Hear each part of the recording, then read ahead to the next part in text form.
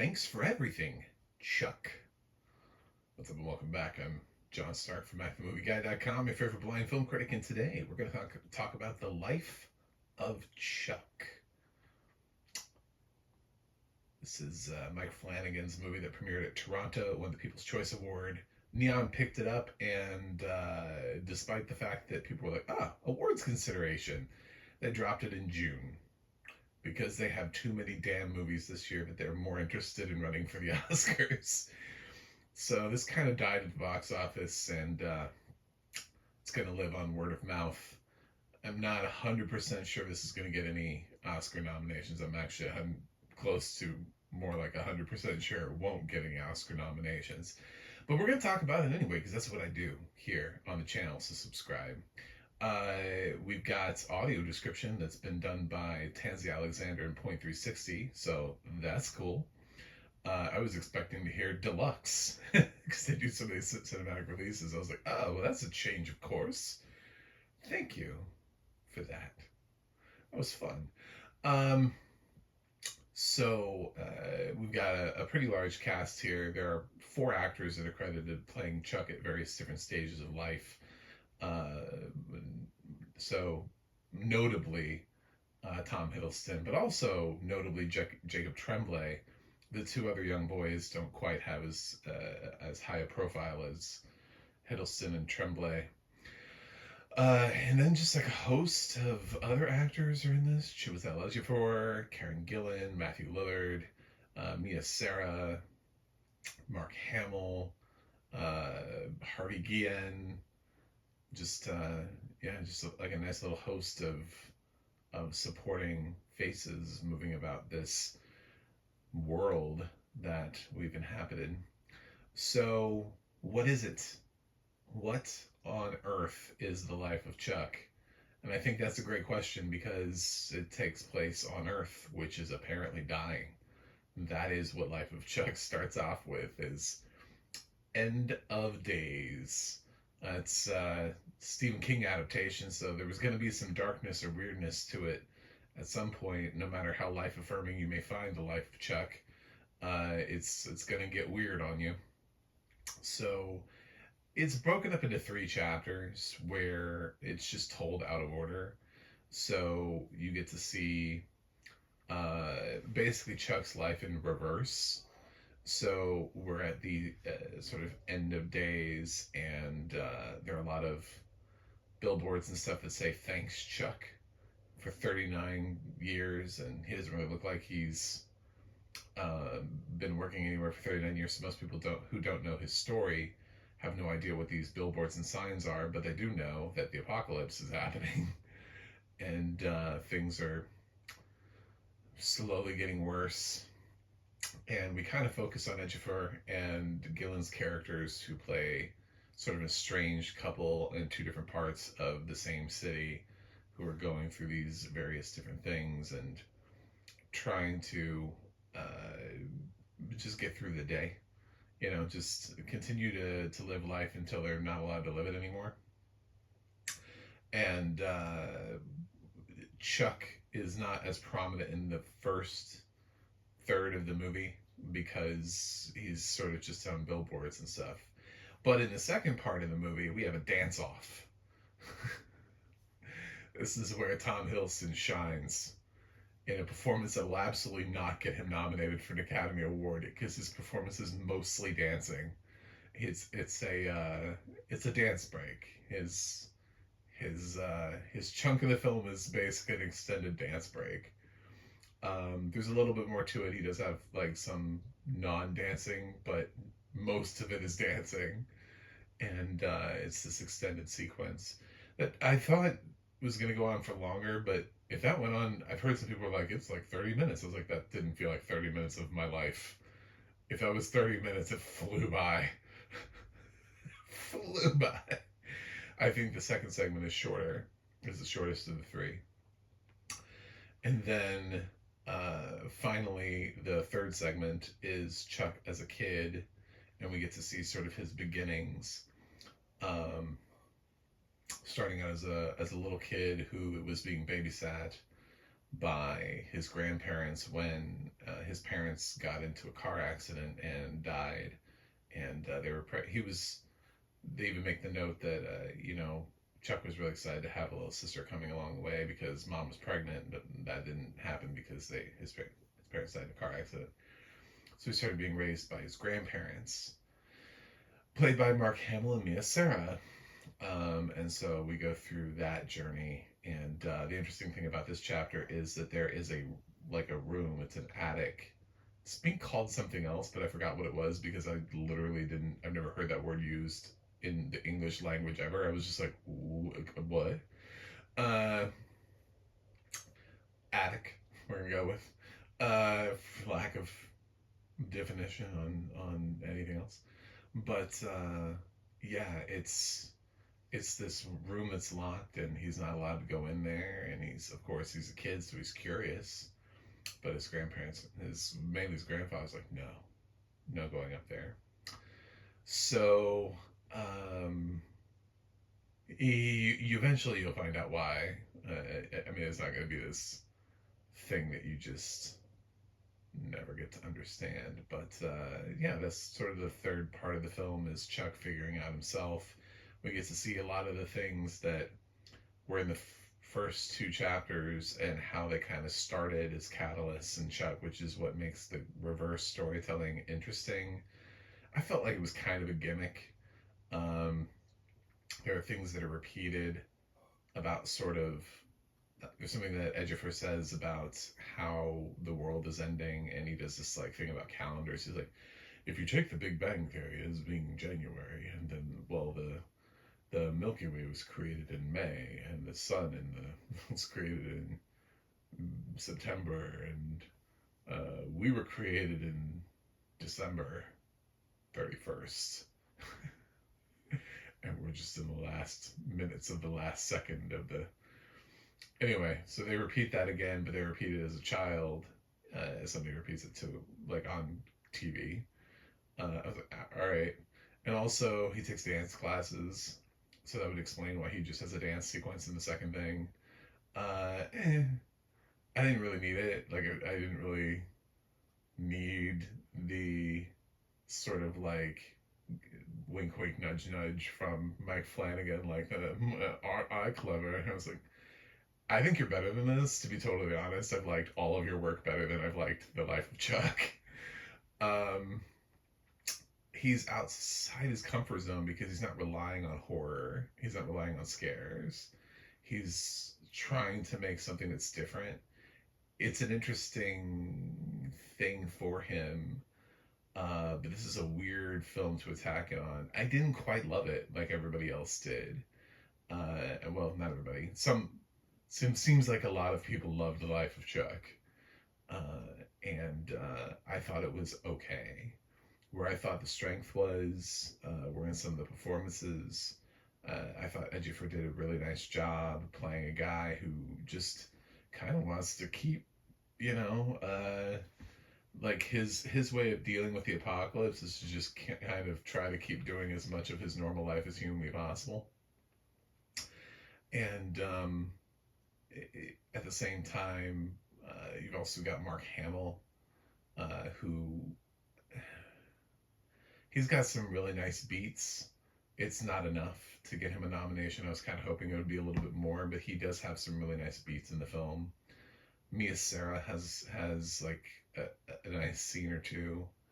Tom Hiddleston's performance is not going to get him to go anywhere. Karen Gillan's was fine. The film doesn't really support its actors quite the way that you would think for a film that won the Toronto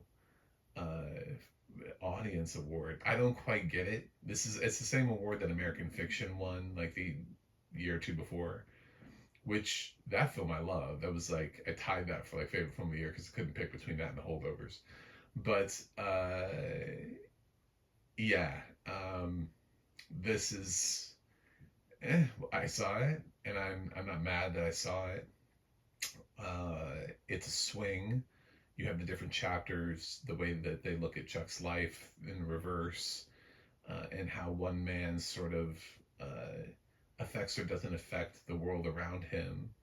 you know, in the first part, it seems like life is affecting him when he's a little kid, and if we were to tell this chronologically, in the second part, he kind of just changes everybody's day by breaking into a dance sequence, and in the third film, he's affecting everybody's life the most, but nobody knows why, because everybody just keeps talking about these fucking billboards everywhere.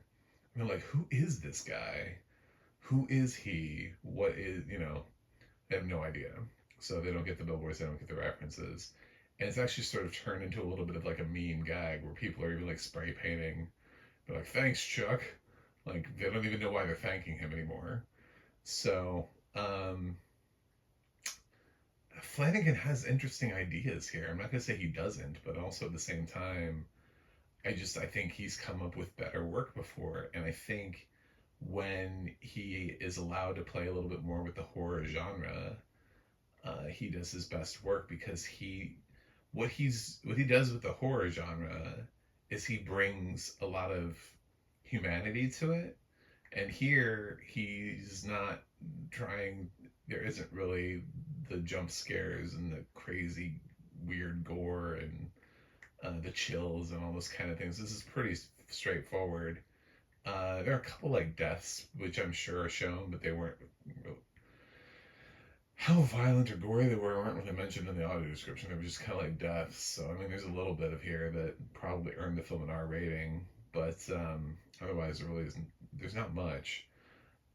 Yeah, that's how I felt about Life of Chuck. Not, I'm not crazy about it. Just to be totally honest. I thought this was going to be the film. This was like one of the films I was waiting for to see, to be like, oh yeah, well this is going to be in my top 10 of the year because I love Mike Flanagan, and I'm like, I was rooting for this film because I wanted to be able to say at the end of the year, Mike Flanagan's on my best director list because I fucking love Mike Flanagan. But I can't just praise shit just because I like the people involved. Like, I would have loved to hear, you know, and the Oscar nominees for Best Supporting Actor, Mark Hamill for The Life of Chuck, because he's never been nominated. Like, there are all these things that I would love to have seen happen, but this film just didn't do anything for me. I felt emotionally cold by the movie. And just like a little glimmer every once in a while, it felt like somebody was trying to, like, you know, with like a lighter that you can't get it to like hold the the flame, but it's sparking, and you're like, okay, so there's something in there. um, like, I would get these little sparks, and the audio description, I would say, even though I don't know if this film is like really violent or gory in terms of the couple of deaths that we have, feels like they could be because it's Flanagan. So it wouldn't surprise me if he took an opportunity to go, well, I'm Mike Flanagan, hold my beer. And like, those shots were creepy as all hell and disturbing. But I don't know about that, but I do know that the dance sequence was done really well, and that was where I thought the audio description really shined from a blind perspective, which is what mine is. So subscribe if you haven't already. If you're still here, I love you. Let's get married. Anyway, The Life of Chuck. I wish if I had been at that TIFF screening with everybody around me, maybe I'd understand why everybody liked that movie, and I'd be like, I would just ask people, but like, could you explain to me why we voted for this? could you? Did we not see anything else at the festival? Did we? Why is this? I don't get it. I don't think it's that life affirming. I don't feel like I'm gonna go out there and dance the night away. I don't feel anything. It didn't change me. I don't feel moved. I wasn't emotionally engaged much, except in maybe like a few tiny little scenes, like little glimmers where somebody would say something, and you'd be like, oh, that's. But otherwise, I mean, my favorite scene is definitely not a happy one. And the coolest thing about the movie is the little trick that it reveals at the end of what's in the attic. I think that's like the coolest thing. It has nothing really to do with the life of Chuck in a way that people are taking it as being this weird sort of like life affirming movie. So the things that I liked about it are probably the things that other people didn't like about it. So where do I put the life of Chuck? Man, I don't know.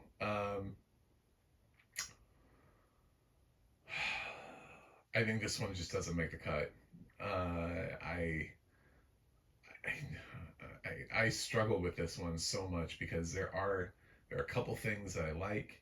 There are a couple things, but overall, like, I don't know that I love the movie. I think this one falls just a little short, and I'm gonna be like an outlier on this. I just I don't I didn't feel anything from this. You know, I think having the first half of the film, you have a character who is sort of experiencing the end of days, but is trying to approach it from sort of the most everyday man type of attitude. Like, well, I'm just going to keep doing my thing. And even like the best part of the first chapter to me was Matthew Lillard just giving a speech on how fucked everybody is. But it's just a speech. If anything, it's just like exposition being added. I didn't feel like there was this great moment that it feels like we're trying to build towards this moment between Ejiofor and Gillan that we didn't really get to have, because we kind of just move on to the next sequence. And the middle sequence is just Hiddleston dancing, which is fun. It sounds fun, but like cohesively for a narrative feature, I don't know that it did much for me. And that's basically how we're introduced to him. He doesn't build into it. It's not like we see him behind a desk and he's just like bored with his life and he's like, ugh, I need to get outside, breathe some fresh air, and then he just starts dancing. He's basically just like walking down the street and then just starts dancing. The whole thing's narrated by Nick Offerman, who I love, adore Nick Offerman, one of my favorite actors. So like that's a boost. I do love Mark Hamill's performance here. I love Mia Sara's performance here. I think they both did really nice work. I wish we had seen more from them. I like Jacob Tremblay as an actor, but I don't know that he is necessarily used to full effect here because his role is split up into multiple child actors. So, I and the gimmick at the end is cool. Yeah, it is. It's a cool little thing. I get that. And now it's like, well, that's why Stephen King wrote this. You know, that's why we need a Stephen King thing is to be like, well, what's in the attic? Okay, well, got it. Thank you, Stephen King. Man, this is like right down. This is like right down the middle where it's like the pros and the cons are sort of evened out. And now I have to live in a fresh, rotten world. We need a gray area. We we need something else. But I'm gonna give this a 6.1 out of 10 and go just slightly positive on this and go fresh. Yeah, so The Life of Chuck. Yeah, this isn't gonna be on. I don't think it's gonna be on any of my top end of the year lists, but I have seen it now. So actually the audio description, because I break them down into category, I would consider this its best shot of making any of my lists is best audio description drama for its audio description, because the dance sequence was really well done. So that's it. Thanks for watching. Thanks for subscribing, and I'll see you guys on the other side.